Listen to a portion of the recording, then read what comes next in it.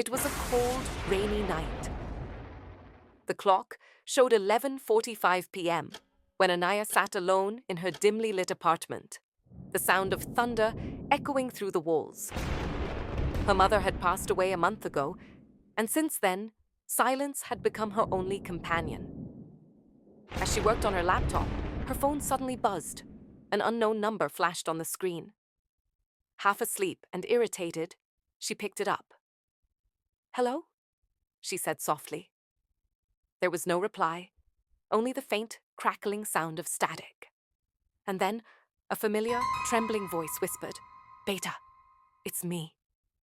Anaya froze. That voice, it was her mother's. Her heart raced. "Mom? Is this some kind of joke?" she stammered, tears filling her eyes. The voice replied gently, "I miss you, Beta. Don't cry alone." Anaya's throat tightened as she whispered, "Mom, how can you call me?" But before she could hear more, the voice suddenly changed tone, distorted, deep, and almost inhuman. It said, "Don't go out tonight. They're here." The call disconnected. Her phone screen showed the call duration, exactly 1 minute. Anaya sat still, her breath shallow, staring at her shaking hands. Then, the lights flickered, and a cold wind brushed past her face. She tried calling back, but the number showed not reachable. Just then, she heard it. Footsteps outside her apartment door. Slow, heavy, and dragging. She whispered, "Who's there?" No response. 3 slow knocks followed. Knock, knock, knock. Her heart pounded like a drum.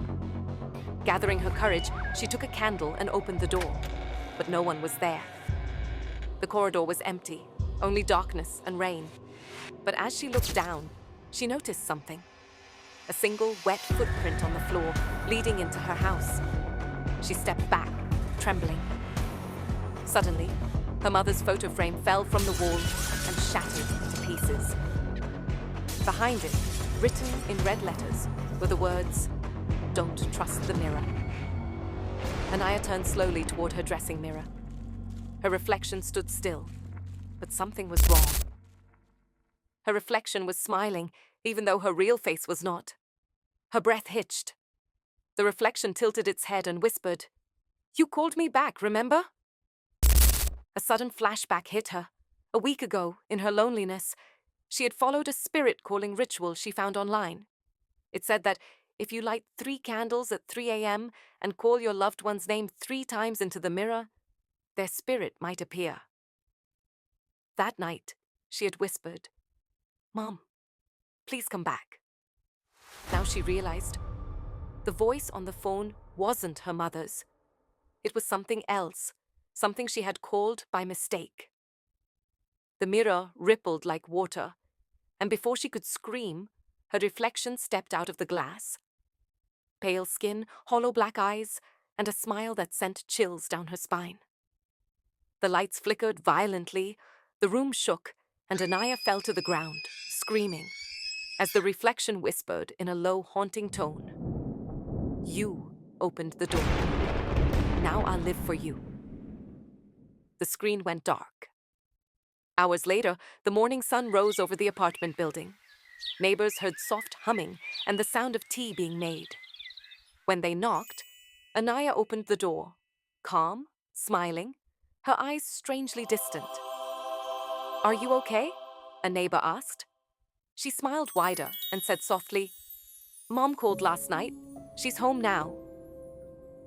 As she poured tea into a glass cup, the camera slowly zoomed in. Her reflection in the cup smiled, a second later than she did. The lights flickered once again, and the screen faded to black. Sometimes, the ones we miss the most aren't the ones who return.